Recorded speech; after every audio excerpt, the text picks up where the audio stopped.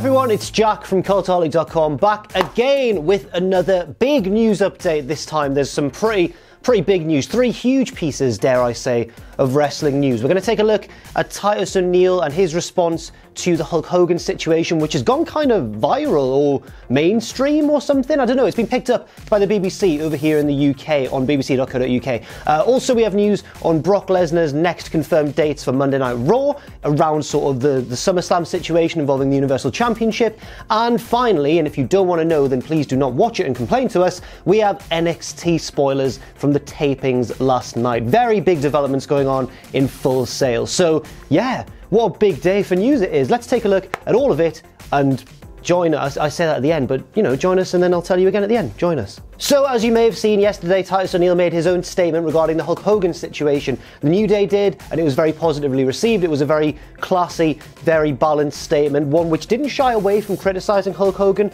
but didn't, you know, lapse into sort of hatred, I guess. It didn't take unfair shots. It just said everything that was perfectly justified. And Titus O'Neil's is very similar indeed. He's addressed the whole situation. Basically, the gist of it is that he's denied refusing to shake Hogan's hand. That was a big rumor, that he'd like stormed out and refused to shake Hogan's hand. He said there was no one-on-one individual meeting between himself and Hulk Hogan at Extreme Rules backstage. However, he did also say that he didn't feel, he said he must echo his colleague's statements in saying that Hogan did not show true remorse or contrition for his actions, and actually his apology was more for not knowing that he was being recorded when he made those racist remarks, rather than actually apologising for the remarks themselves, which seems fairly outrageous to me.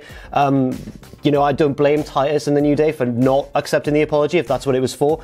However, he also ended it by saying that he fully, you know, says that Hogan's entitled for reinstatement into the WWE Hall of Fame, and it doesn't mean that, you know, just because he's done these things in the past, it doesn't mean that he's not capable of changing, I guess, not capable of fixing the wrongs that he did a few years ago. But it's worth noting, though, that Titus and the New Day both sort of implied that Hogan did not deserve that apology, that acceptance of his apology quite yet. Again, very strong words from Titus and from the New Day. I think they all deserve a lot of respect for how they've handled such a tricky, controversial situation. They've really been the bigger men in this situation, I feel.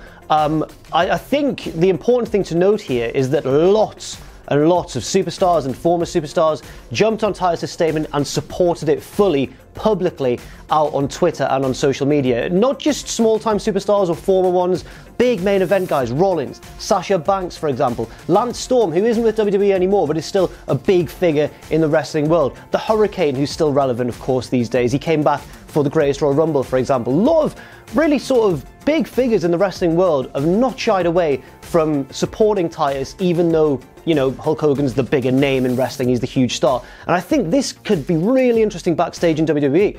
Obviously, WWE want to bring Hogan back gradually, and, you know, you get the feeling that they've engineered this whole situation to encourage him to apologise. And I think the fact that current modern-day superstars are refusing to lie down to those apologies is very interesting indeed, and could lead to a lot of conflict. I think it will be undeserved conflict, but we'll see how it develops. Just to point out before I move on to the next piece, I mean undeserved conflict from the point of view of those superstars, not from Hogan. I mean, he deserves quite a lot of conflict, to be fair. Next up, according to Mark Middleton of WrestlingInc.com, Brock Lesnar's next dates for Monday Night Raw have been confirmed. They are being advertised by the venues respectively. So first of all, Lesnar is expected back on Raw on the 30th of July in Miami, Florida. Now, this is not next week's Raw, but the week after. Next week's Raw sees the #1 contendership match between Roman Reigns and Bobby Lashley, and then the week after, Lesnar's going to come along and, I guess, beat up some people, and the crowd are going to hold them back. The crowd of wrestlers, that's what usually happens. But yeah, so Lesnar's confirmed for that date.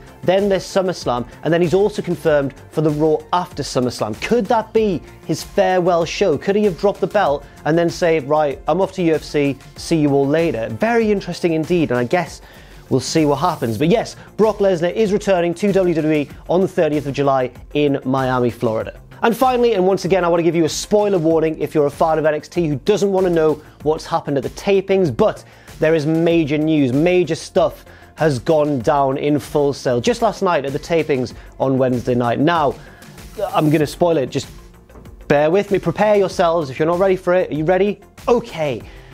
Tommaso Ciampa is the new NXT champion. He defeated Aleister Black thanks to the inadvertent help of Johnny Gargano, who ran out, interfered in the match in a rage because he still hates Ciampa so much, but it sort of allowed Ciampa to take advantage of all the chaos from what I've read and pin Aleister Black, and he's the new NXT champion. Not just that, there's been a big match announced for NXT Brooklyn 4 for the NXT championship, and again, I'll give you a little bit of warning. If you don't want to know what it is, just run away now, but that match for the NXT Championship in Brooklyn the night before SummerSlam is a triple threat match between the new champion Tommaso Ciampa, the old champion Aleister Black, and Johnny Gargano as well. A nice new twist on the Gargano-Ciampa situation, and I don't think a big ending to their feud. It's not like the third part of the trilogy. I think it's just a little nice stepping stone to get us further along the road to where the eventual end game will be. There have been some other big matches hinted at via these tapings, which again, I won't spoil immediately. I'll leave a little gap if you want to just...